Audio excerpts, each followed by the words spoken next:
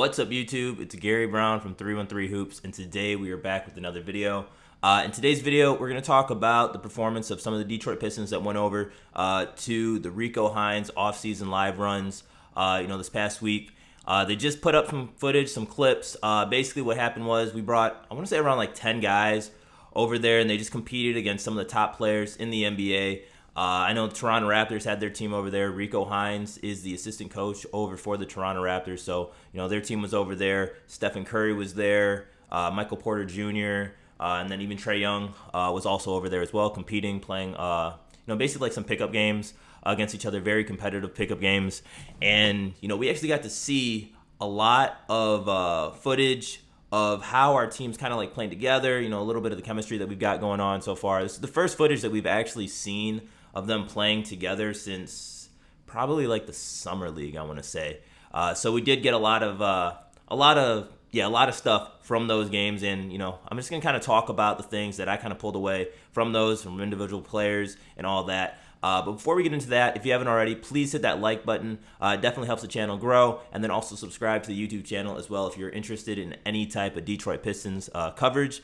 That's the type of stuff we're gonna be doing here on this YouTube channel. So if you're interested in that, then definitely subscribe. I'm trying to grow this channel as much as I can. We did just hit our goal of 100 subscribers. I think we're somewhere in the 140s right now. So let's keep bringing that number up, and let's see where we can take this channel. But yeah, let's go right into these Rico Hines runs. So the first person I really want to talk about when looking back at these Rico Hines offseason live runs is Jaden Ivey. So Jaden Ivey is the guy that I actually picked up the most information on just by watching these clips, mainly because I only got to watch his one game in Summer League. I know he had those two games, but that first game was way too late. I really wasn't able to watch it, so I only got to see highlights. And then that second game, I only got to see like not even a full quarter of Jaden Ivey, but he did look really good. In that one quarter, he looked amazing. So his performance here and his the way he was playing over in the Rico Hines live runs. This is the first time we got to see Jaden Ivey since then. And again, it's also highlights, so there's a lot of stuff that might have been missed out, from all the footage and stuff. But what I saw from Jaden Ivey is this dude is really fast. Like, that's the first thing that I want to say. He is extremely, extremely fast. There was a couple clips of him driving to the basket, and he was moving so fast that I thought that the clip itself was sped up, but it was actually his actual speed. Like, I had to rewind the clip and replay it just so that I could see, like, wow, is he really moving that fast? Because I was really second guessing. I was like, wow, did they speed that clip up? But no, that was actually his speed. He's blowing past defenders really well. He's really good at driving to the basket. One thing that I did notice about that, it's a great strength that he can drive to the basket, and I'm going to get to that in a little bit. But one thing that I did notice is there are some times where I feel like he's not letting the play fully process. And so, like, there were moments, some clips in there. We were playing the Toronto Raptors. Rico Hines is the assistant coach there. So the Raptors are going to get a lot of highlights. They played really well, too, from what I understand. They played really well that day. And, I think Jaden Ivey was driving to the basket, and, it was against the Raptors team. And Pascal Siakam, just like out of nowhere, just blocks the ball. Doesn't even get, Ivey doesn't get the layup that he's looking for. And, it's like something where, like, if he would have taken a few more seconds to kind of like let the play draw out, kind of look for the open man, he probably wouldn't have gotten blocked, because realistically he was going in, he passes like maybe two defenders, and then Pascal Siakam comes out, blocks the ball out of nowhere. He doesn't see it coming, and that's some of those things that he's going to have to battle through as a rookie. There's a lot of things that you can get away with in college that you're not going to get away with in the NBA, and I think letting the play kind of develop a little bit more is something that he's going to work with. And one thing with that too is, I'm saying that it's something he's got to work on, but he is already showing the fact that he can actually do that type of stuff. Like, he's showing glimpses in those clips. Again, we see him driving to the lane, and what he's doing, like I said, he's going in so fast, he's going in so hard that other defenders are pulling away from the man that they're guarding, and they're actually going towards Ivey. So he's pulling defenders off of their man, and there were some clips, I want to say there's like 2, maybe 3 clips of him passing out to the open guy. The guy gets the bucket and whatnot. So, while there are those times where he's going a little bit too fast and he's not really letting the play develop. There are moments too where he does let the play develop. He pulls the defenders off of him and he passes out to the open man, which is really nice to see. That he is capable of doing that, and it's showing that later on, once he gets a little bit more experience in the NBA, he's going to be able to do that a lot more frequently. That's going to really help out our offense tremendously.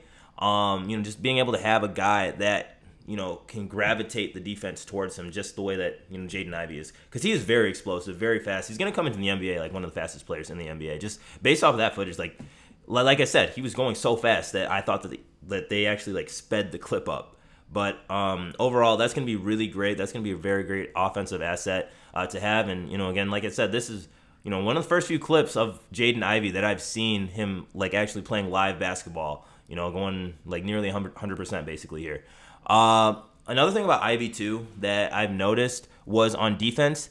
Again, he's very athletic. He's very quick. So he's got very great lateral quickness. He can, stay in front of his defender, which is really nice. But one thing that I noticed was that his strength is where he's actually lacking. So when defenders are backing down into him, he's really struggling to hold his ground. He's actually getting backed towards the basket.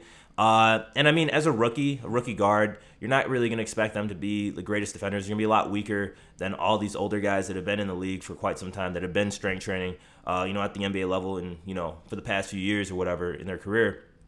So, it's to be expected that he is going to be a defensive liability. And after watching that footage, I can clearly see that it's going to be there. But like I said, he's fast, he's athletic, so he has the tools necessary to be a good defender. I feel like it's just going to be something that happens later on down the line. So I'm not expecting Jaden Ivey to be a crazy defender his first year in the NBA. He's definitely going to struggle a lot on the defensive end. And I do think that, if we get to a late game situation where we need to stop our opponents from scoring, and it's a really close game, we might not even have Jaden Ivey out, on the court. Because of how much of a defensive liability he might be. But again, these are just clips and highlights from them going live against other NBA players. So realistically, there could be so much more to his defensive game than what I saw in those clips right there. But just from what I saw, he is showing that he is a little bit weaker, and that getting a little bit more strength will definitely help him out in the future on the defensive end. Another player that I want to talk about is Isaiah Stewart. So I was talking about Isaiah Stewart and how he could potentially be, that power forward, the guy that shoots threes, see if that actually, gets added into his game. And based off of what I saw in these runs, Isaiah Stewart is definitely going to be shooting a lot of threes. Based off these clips, he was on the perimeter basically the entire time, and he was getting fed the ball at the three-point line. They were actually making up plays literally specifically for him at the three-point line. He'd always be open. He'd knock him down. He had some guys, defender in his face, knocked it down. And it was to the point, he made so many threes. There were so many highlights of him making threes that it's all right, highlights or not, there's so many of them that you can't say that he hasn't been practicing that, he hasn't been working on that, and that's not a part of his game now. That is definitely going to be a part of his game heading into this upcoming season. That makes me feel like they're definitely going to put him at the 4 spot. He's definitely going to play power forward, for majority of the time, during the season. So that's going to be awesome to see the transition of Isaiah Stewart. And then again, having someone like Jaden Ivey being able to draw, defenders off of their man. You open that up for Isaiah Stewart. You pass the ball out to Isaiah Stewart. That's an open three for him right there. And, if he keeps practicing his threes, he keeps getting these reps in, he's only going to get better. That's the main thing. He's only going to keep getting better. He's only going to make our offense a lot better. Our ball movement's going to be a lot better. And I feel like that's going to really help out our team, help our team grow offensively. And, especially Isaiah Stewart. He doesn't really have that much of an offensive bag, but adding that three-pointer to his game, making it a little bit more consistent, that's going to be really nice to see if he can make it consistent. But just based off of those clips, he was shooting quite a bit and, taking a lot of threes. So it's definitely something that he's going to be implementing into his game this coming season. Who else was there? Cade Cunningham. Cade Cunningham was over there, best player on the team. What I noticed with Cade Cunningham is he is really great at driving to the hole and really getting into contact, so he can score off contact. Like, he was bumping into guys, wasn't scared of the contact, making baskets and stuff. He's definitely a lot stronger, and I believe that's why he's able to make a lot of these baskets off contact now. And another thing is, like, with that ability, like, that same thing as Jaden Ivey. Guys are going to start, trying to go and pull off of their man. And another thing that I saw with Cade is guys that weren't creating their own shot, guys that, weren't typically scoring a lot of baskets, a lot of buckets, Cade was actually getting them involved. He was the guy that was making sure that the other players on his team and his little group were getting involved in the game, getting involved offensively. I know he had like a pick and roll with like Jalen Duren. He was getting Kevin Knox some open looks and stuff. And overall, like, Cade Cunningham looked really, really good on the offensive end. On the defensive end, he was guarding Steph Curry. So there's only so much you can do against Curry. I mean, he was playing really, really good defense. He was keeping up with him, keeping his hands up, guarding him really well. But that's the greatest shooter of all time. Best point guard in the league currently right now. And I mean, you can only do so much against Steph Curry. So overall, Cade Cunningham looked really good. Exactly what I expected from him. I'm really happy with how he played over there. And then another person that really surprised me was Kevin Knox, actually. So Kevin Knox, like I said in a few videos ago, I don't really know much about him. I only really knew of him just through his rookie year, and then after that, I guess New York really cut down his minutes quite a bit, and he didn't really play as much. But just based off of what I saw from those runs, Knox was getting quite a few shots up. He was getting a lot of buckets. And the main reason he was doing that was because he was really hitting his spots perfectly. Like, he would always be he'd always be open. He'd always be in the right position. And, guys like Cade Cunningham, Jaden Ivey, I believe Saddiq Bey maybe even, found Kevin Knox, whether it was on the three-point line, whether it was down in the paint, in the mid-range. Like, they found Kevin Knox, and he delivered. He scored the basket. Like, when it was his time to get the ball, he was making the bucket. Right. So, and it was basically just based off the fact that he always found good position. He was always at the right place at the right time every single time.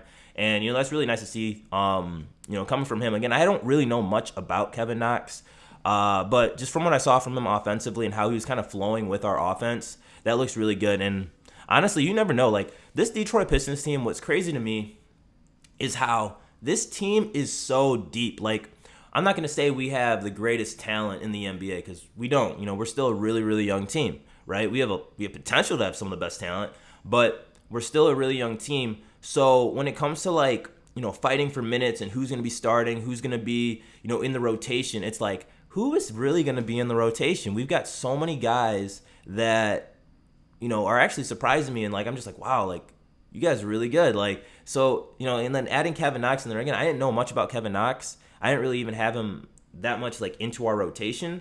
But after seeing how he's playing here, how he's pushing himself, and how he's working with the other guys in our rotation, it makes me want to believe that, maybe he is going to be somewhere in our rotation, and maybe he will be something like a Marvin Bagley, where he's kind of, changing the perspective on his career, and just kind of changing how his career is playing out and stuff just by being in Detroit. But overall, like, yeah, he was playing really well, finding his spots, and that's, again, like I said, that's really great to see. But yeah, I mean, the Pistons, I mean, there was more stuff too that I saw from some other players, over there as well. But, those were like the main four guys that I really took something out of from there. They had the most clips of them. So, we got to really watch them. Saddiq Bey, creating his own shot, that's really awesome to see too, with him there. But one of the main things about this Rico Hines run that I really like is the fact that, like, throughout the offseason, the past few weeks, they've been posting up clips, posting up footage onto the Rico Hines YouTube channel. And, you'd see these superstars, you see these players. I think there was, like, college players and stuff, too, going out there, competing against one another.